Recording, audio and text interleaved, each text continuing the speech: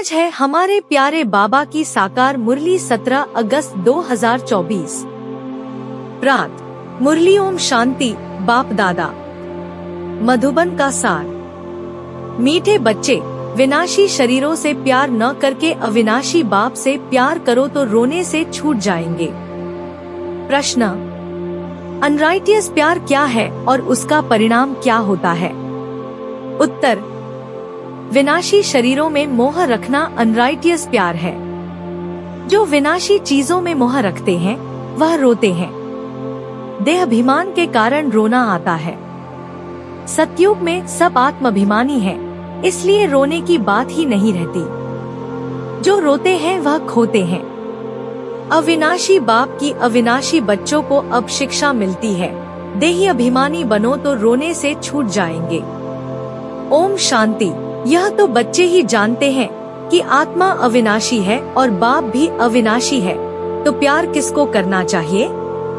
अविनाशी आत्मा को। अविनाशी को ही प्यार करना है, विनाशी शरीर को थोड़े ही प्यार करना चाहिए। सारी दुनिया विनाशी है, हर एक चीज विनाशी है।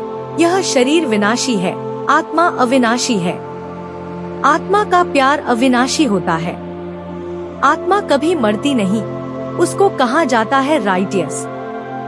बाप कहते हैं तुम अनराइटियस बन गए हो।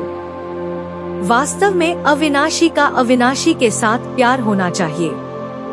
तुम्हारा प्यार विनाशी शरीर के साथ हो गया है, इसलिए रोना पड़ता है। अविनाशी के साथ प्यार नहीं, विनाशी के साथ प्यार होने से रोना पड़ता है। अभी तुम अपने को अविनाशी आत्मा समझते हो तो रोने की बात नहीं, क्योंकि आत्माभिमानी है। तो बाप अब तुम बच्चों को आत्माभिमानी बनाते हैं। देहाभिमानी होने से रोना होता है। विनाशी शरीर पिछाड़ी रोते हैं। समझते भी हैं आत्मा मरती नहीं है। बाप कहते हैं अपने को आत्मा समझो। तुम अविनाशी बाप के बच्चे अविनाशी आत्मा हो, तुमको रोने की दरकार नहीं। आत्मा एक शरीर छोड़ जाए दूसरा पार्ट बजाती है, ये तो खेल है। तुम शरीर में ममत्व क्यों रखते हो? देह सहित देह के सब संबंधों से बुद्धियोग तोड़ो। अपने को अविनाशी आत्मा समझो। आत्मा कभी मरती नहीं। गायन भी है जो रोया सो खोया। आत्माभिमानी बनने से ही लायक बन जाएंगे, तो बाप आकर देहाभिमानी से आत्माभिमानी बनाते हैं। कहते हैं तुम कैसे भूले हुए हो, जन्म जन्मांतर तुमको रोना पड़ा है। अब फिर से तुमको आत्माभिमानी बनने की शिक्षा मिलती है, फिर तुम कभी रोएंगे ही नहीं। यह है रोने वाली दुनिया, वह है हंसने की दुनिया। यह दुख की दुनिया, वह सुख की दुनिया। बाप बहुत अच्छी रीति से शिक्षा देते हैं। अविनाशी बाप की अविनाशी बच्चों को शिक्षा मिलती है। वह देहाभिमानी है, तो देह को ही देख शिक्षा देते हैं। तो देह की याद आने से रोते हैं। देखते भी हैं शरीर खत्म हो गया, फिर उनको याद करने से क्या फायदा?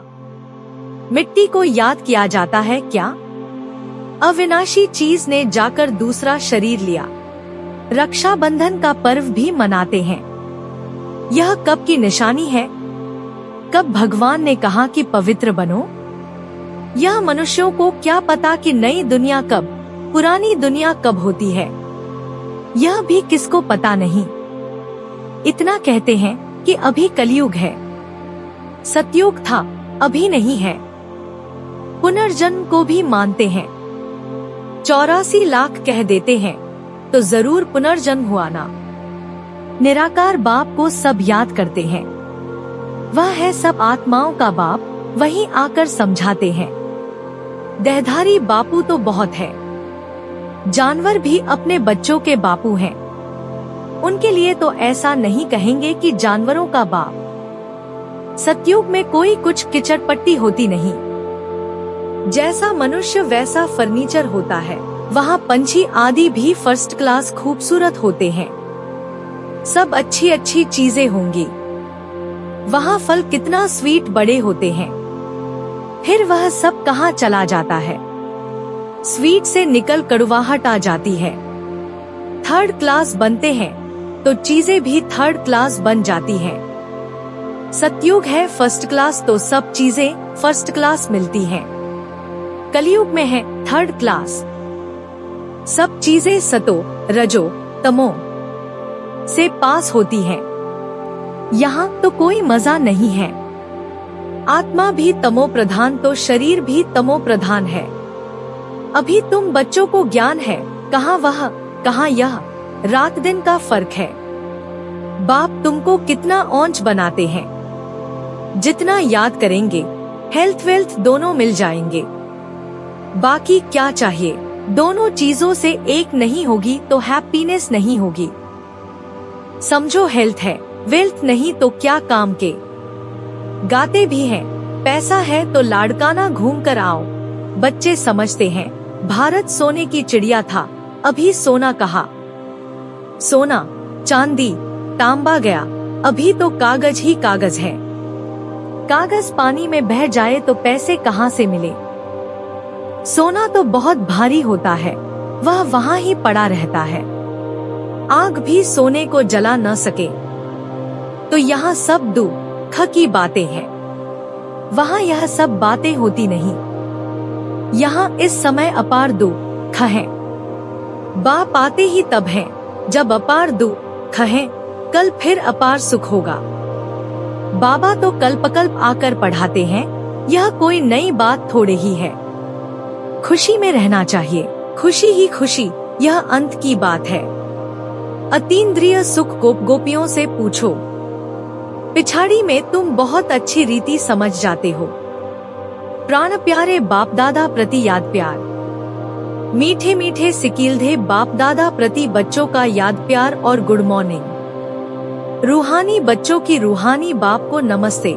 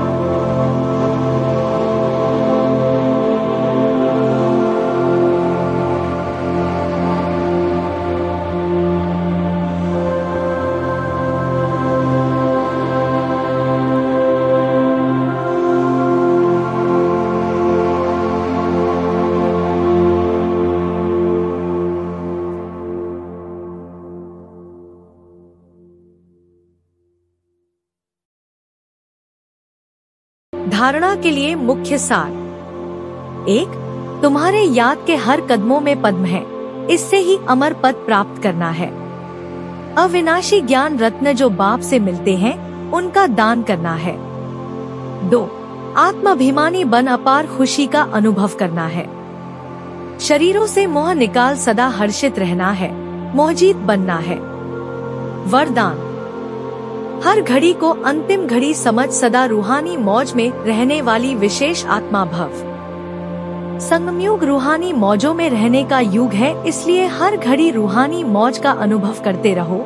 कभी किसी भी परिस्थिति या परीक्षा में मूंझना नहीं, क्योंकि यह समय अकाले मृत्यु का है। थोड़ा समय भी अगर मौज के बजाय मूंझ गए और उसी समय अंतिम घड़ी आ जाए तो अंतमति सो गति क्या होगी। इसलिए एवर रेडी का पाठ पढ़ाया जाता है। 1 सेकंड भी धोखा देने वाला हो सकता है, इसलिए स्वयं को विशेष आत्मा समझकर हर संकल्प, बोल और कर्म करो और सदा रूहानी मौज में रहो। स्लोगन। अचल बनना है तो व्यर्थ और अशुभ को समाप्त करो। आज हमारे प्यारे बाबा ने ये जीवन जीने की कला सिखाई कि अब तुम नॉलेज सुन रहे हो। मैं बीज रूप ज्ञान का सागर हूँ। तुमको कुछ भी करने नहीं देता, पांव भी पड़ने नहीं देता। पांव किसका पड़ेंगे? शिव बाबा के तो पांव है नहीं, यह तो ब्रह्मा के पांव पड़ना हो जाएगा। मैं तो तुम्हारा गुलाम हूँ। उनको कहते हैं निराकारी, निरहंकारी। सो भी जब वह एक्ट में आए तब तो निरहंकारी कहा जाए। बाप तुमको अथाह ज्ञान देते हैं, यह है अविनाशी ज्ञान रत्नों का दान। फिर जो जितना लेवे, अविनाशी ज्ञान रत्न लेकर फिर औरों को दान करते जाओ। इन रत्नों के लिए ही कहा जाता है एक एक रत्न लाखों का है। कदम कदम पर पद्म देने वाला तो एक ही बाप है। सर्विस पर बड़ा अटेंशन चाहिए। तुम्हारा कदम है याद की यात्रा का, उनसे तुम अमर बन जाते हो। वहाँ मरने आदि का फिक्र होता नहीं। एक शरीर छोड़ दूसरा लिया। मोहजीत राजा की कथा भी सुनी होगी। यह तो बाप बैठ समझाते हैं। अब बाप तुमको ऐसा बनाते हैं, अभी की ही बातें हैं। रियल शांति किसे कहा जाता है यह बाप ही बतलाते हैं। तुम बाप से शांति का वर्षा लेते हो, उनको सब याद करते हैं। बाप शांति का सागर है। बाप समझाते हैं मेरे पास आ कौन सकते हैं। फलाना फलाना धर्म फलाने फलाने समय पर आते हैं, स्वर्ग में तो आ न सके। अभी साधु संत ढेर निकल पड़े हैं तो उन्हों की महिमा होती है। पवित्र हैं तो उनकी महिमा जरूर होनी चाहिए। अभी नए उतरे हैं, पुरानों की तो इतनी महिमा हो न सके। वह तो सुख भोग तमो प्रधान में चले गए हैं। कितने ढेर गुरु किस्म किस्म के निकलते जाते हैं, इस बेहद के झाड़ को कोई जानते नहीं है। बाप समझाते हैं कि भक्ति की सामग्री इतनी है जितना झाड़ फैला होता है।